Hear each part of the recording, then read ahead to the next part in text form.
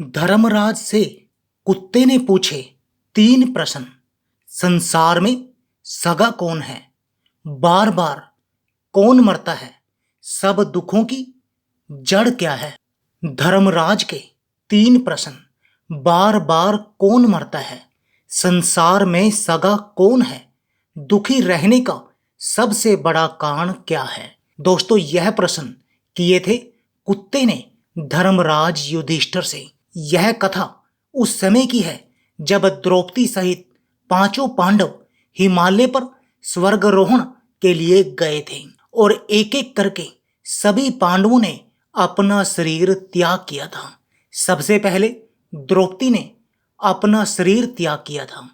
आगे बढ़ने से पहले आप अपनी पूरी सच्ची श्रद्धा से कमेंट बॉक्स में हर हर महादेव, ओम नमः शिवाय जरूर लिखें। साथ ही चैनल को सब्सक्राइब अवश्य कर दें। हे लक्ष्मी माँ, जो भी इस चैनल को सब्सक्राइब करें और इस वीडियो को लाइक करें, उसके घर में कभी भी धन की कमी ना रहे। उसका पूरा परिवार हमेशा हंसता मुस्कुराता कुशल मंगल रहे। कहते हैं, जब 5 पांडव आगे पीछे चले जा रहे थे तो चलते चलते रास्ते में द्रौपदी बेदम होकर गिर पड़ी। भीम ने धड़ाम की आवाज सुनी तो पूछने लगे, भैया, लगता है हम में से कोई गिर गया है। तनिक ठहरो, देखते हैं कौन गिरा है। देखने पर पता चला कि उनकी प्राण प्रिय भार्या द्रौपदी गिर पड़ी है। धर्मराज ने कहा, भीम, गिरने वाले को गिर जाने दो। हमारा द्रौपदी से यहीं तक रिश्ता था। पीछे लौटकर मत देखना। दुनिया में कोई सगा नहीं। इस धर्म मार्ग में मनुष्य को अकेले ही चलना पड़ता है। भीम ने पूछा, भैया, द्रौपदी हमारी अपनी है। इसकी खुशी के लिए हमने कौन सा कार्य नहीं किया? लाखों लोगों से युद्ध लड़ा, फिर क्यों उसकी पीड़ा आपको दिखाई नहीं देती? तब धर्मराज ने बताया, हे भीम, मनुष्य का अंत उसके सारे गुनाहों की याद दिला देता है। द्रौपदी ने हम 5 में सदैव भेदभाव किया था। ये कभी अपने 5 पतियों में समान भाव से अनुरक्त नहीं रहती थी। ये हम 5 में सबसे ज्यादा अर्जुन से प्रेम करती थी। इसी पाप के कारण इसका पतन हुआ है। द्रौपदी को वहीं छोड़कर पांडव आगे के लिए बढ़ गए। दूसरी बार गिरने की फिर आवाज हुई। इस बार सहदेव जी गिरे थे। भीम ने पूछा, भैया, सहदेव हमारा अनुज बेदम होकर गिर गया है। तनिक ठहरो, मैं उसे सहारा देकर उठाता हूं। युधिष्ठिर ने कहा, भीम, मैंने कहा ना, अब हमारा कोई सगा नहीं। धर्म मार्ग में कोई किसी का सहारा नहीं बनता। सहदेव को अपनी बुद्धि का बड़ा अभिमान था। अब उसी बुद्धि से वो सहारा मांग ले। इतना कहकर वे सहदेव को छोड़कर आगे के लिए बढ़ गए। कुछ दूर आगे चलने पर नकुल भी धड़ाम से गिर पड़ा।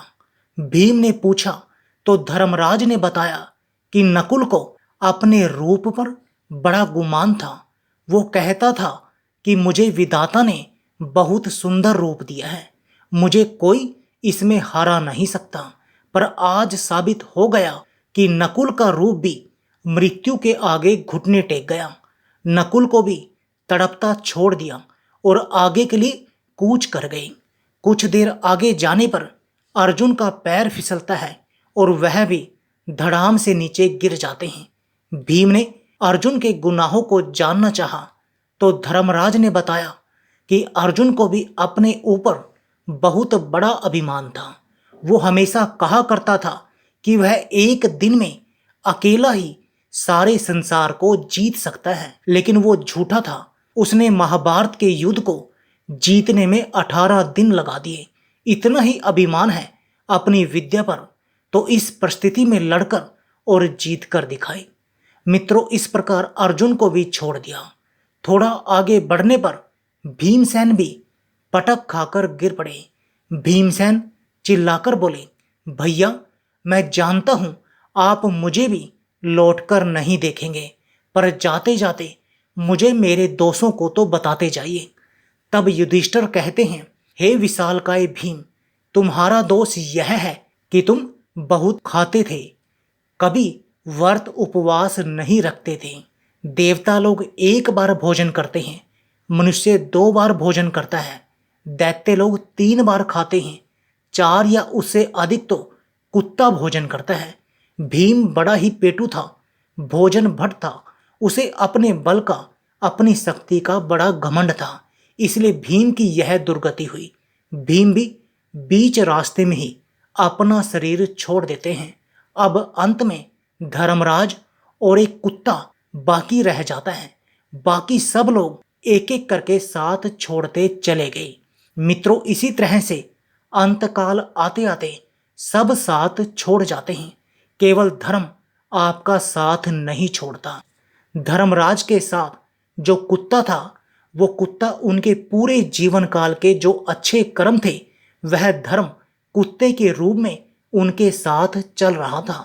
कहते हैं, विद्या मंत्र प्रवासेषु भार्या मंत्र गृहेषु व्याधि तिसादि मित्रम धर्मो मित्रम मत्स्य च। जिस तरह प्रदेश में रहने वाले की मित्र विद्या होती है, घर में रहने वाले के मित्र स्त्री होती हैं, जिस तरह रोगी की मित्र दवा होती है, उसी तरह मरने वाले का मित्र धर्म होता है। धर्म से बढ़कर कोई सगा नहीं होता, जो मरने के बाद भी आपका साथ नहीं छोड़ता। बाकी सारे सगे संबंधी, हेतु, नातेदार आपका साथ छोड़ जाते हैं।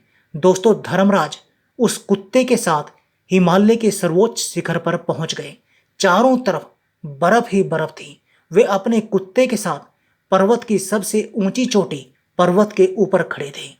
तभी स्वर्ग से एक विमान आकर उतरा और विमान में बैठे देवदूतों ने कहा, चलिए महाराज, विमान में बैठिए, ये स्वर्ग का विमान तुम्हें लेने के लिए आया है। देवदूतों की बात सुनकर धर्मराज ने कहा, मैं स्वर्ग में तभी जाऊंगा जब मेरा ये कुत्ता मेरे साथ जाएगा। पहले आप कुत्ते को विमान पर चढ़ाइए। देवताओं ने उत्तर दिया कि ये कुत्ता स्वर्ग में नहीं जा सकता, आप विमान पर विराजमान होइए, विमान सिर्फ आपके लिए ही आया है। धर्मराज ने कहा, देवदूतों, कुत्ते के बिना मैं स्वर्ग में जाने की इच्छा नहीं रखता। एक एक करके मेरे सगे मेरा साथ छोड़कर चले गए, पर इस कुत्ते ने अभी तक मेरा साथ नहीं छोड़ा है, और धर्मानुसार सगा वही है जो अंत तक आपका साथ ना छोड़े। यदि धर्म में कुत्ता भी आपका साथ दे तो उसका भी परित्याग नहीं करना चाहिए। देवदूतों ने कहा, हे राजन, स्वर्ग जाने का वही अधिकारी होता है जो पुण्यवान हो।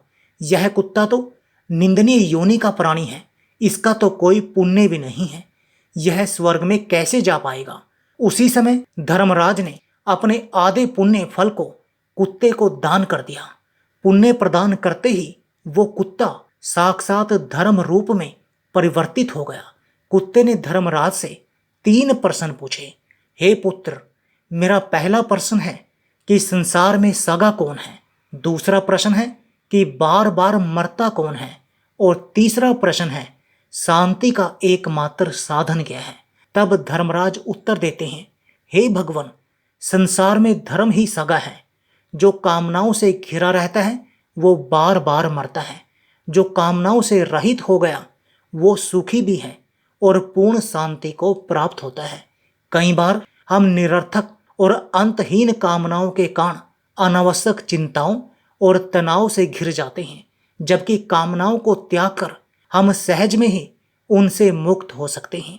इस संबंध में मैं आपको एक कहानी सुनाता हूँ। एक बड़ा ही धनी व्यापारी था, उसके पास बहुत सारा धन था, उसका व्यवसाय भी खूब अच्छे से चलता था, खूब पैसा था उसके पास। और ये तो आप जानते ही हो कि धन बढ़ने पर परेशानियां भी बढ़ती हैं। एक दिन वह व्यापारी अपने घर में पड़ा पड़ा बेचैन अवस्था में लेटा था। उसे नींद नहीं आ रही थी, मन में चैन नहीं था, बहुत बेचैनी थी। पत्नी ने पति को बेचैन देखा तो पूछा कि आपको क्या हो गया है, आज आपको नींद क्यों नहीं आ रही, किस चिंता में डूबे हो।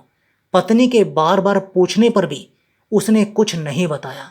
दूसरे दिन भी उसका यही हालत थी। तब पत्नी ने बहुत जिद की और कहा कि आपको बताना ही होगा कि आप किस चिंता में हैं। तब व्यापारी ने कहा, हे प्रिय, यह मत पूछो कि मैं किस चिंता में हूँ। अगर तुम सुनोगी तो तुम्हारी भी मेरी जैसी हालत हो जाएगी। परंतु पत्नी ने जिद करके पूछा कि आपको बताना ही होगा कि आप किस लिए चिंतित हैं। पत्नी के विशेष आग्रह करने पर उसने कहा कि हे प्रिय, एक दिन मेरे मन में आया कि यदि मेरा सारा कामकाज बंद हो जाए तो फिर हमारी क्या स्थिति होगी। तब मैंने हिसाब लगाकर देखा कि अगर आज हमारा व्यवसाय बंद हो जाए तो हमारे पास इतना धन है कि हम 9 पीढ़ी तक आराम से बैठे खा सकते हैं, परंतु इसके बाद हमारे पास कुछ नहीं रहेगा। मुझे चिंता इस बात की है कि 9 पीढ़ी के बाद में जो हमारे बच्चे होंगे वो तब फिर क्या खाएंगे, फिर कैसे काम चलेगा। यह सोचकर मैं बड़ा दुखी हूँ, मुझे चिंता हो रही है। व्यापारी की बात सुनकर पत्नी ने अपना माथा ठोका। पत्नी बड़ी बुद्धिमान थी, बोली, ठीक है, अभी आप चिंता मत करो, कल हम एक संत जी के पास चलेंगे और उनसे अपनी समस्या का हल पूछ लेंगे। आज सो जाओ। मित्रों, पत्नी ने उसे किसी तरह से सुला दिया। अगले दिन जब गाड़ी में बैठने लगे तो पत्नी ने महात्मा जी को देने के लिए गाड़ी में कुछ अन्न, कुछ फल, कुछ प्रसाद रख लिया। यह देखकर पति ने कहा कि ये सब क्यों ले जा रही हो, यह सब तो मैंने कल हिसाब में जोड़ा ही नहीं था। पत्नी ने कहा, कोई बात नहीं, कौन सा हमें रोज रोज ले जाना है, आज ही की तो बात है। पत्नी की बात व्यापारी मान गया। अब वे दोनों संत के आश्रम में पहुंचे। व्यापारी की पत्नी ने जो सामान भेंट में ले गई थी वो सब उन संत को देना चाहा, तो संत उन्हें रोकते हुए अपने शिष्यों से बोले, जाओ जाकर भीतर गुरुआनी से पूछ कर आओ कि घर में अभी कितना अन्न शेष है। शिष्य ने पूछकर बताया कि आज रात तक के लिए सब कुछ है, कल सवेरे के लिए नहीं रहेगा। तब संत ने कहा, हम तुम्हारी भेंट स्वीकार नहीं कर सकते क्योंकि इसकी हमें आवश्यकता नहीं है, अभी तो हमारे पास खाने के लिए पर्याप्त है। पत्नी ने कहा, कोई बात नहीं, आप कल के लिए रख लो। तब संत ने कहा, कल की आप चिंता न करें, कल की चिंता हमारे ठाकुर जी करेंगे। हाँ, यदि आज के लिए सामान नहीं होता तो मैं जरूर रख लेता। दोस्तों, पत्नी से व्यापारी पति बोला, प्रिय, चलो अब चलते हैं। पत्नी ने कहा, अभी आपने अपने प्रश्न का समाधान तो पूछा ही नहीं। व्यापारी ने कहा, अब उसकी जरूरत नहीं है, मुझे उसका समाधान मिल गया है। संत को कल की चिंता नहीं है और मुझे 9 पीढ़ी आगे की चिंता हो रही है। यही मेरी मूर्खता है। जिन लोगों का प्रभु पर विश्वास नहीं होता उनका यही हाल होता है। दोस्तों, जिस दिन हमारा मन कामनाओं से रहित हो जाएगा उस दिन हम पूर्ण शांति को प्राप्त हो जाएंगे। उस दिन हमारे जीवन से दुखों का नामो निशान मिट जाएगा। धर्मराज का जवाब सुनकर धर्मराज बड़े प्रसन्न हुए, विमान में बैठकर स्वर्ग को चले गए। दोस्तों, यह कहानी आपको कैसी लगी कमेंट में अपनी राय जरूर देना। मिलते हैं अगली वीडियो में एक नई चर्चा के साथ। आप सभी का बहुत बहुत धन्यवाद। जय श्री कृष्ण, जय श्री राम।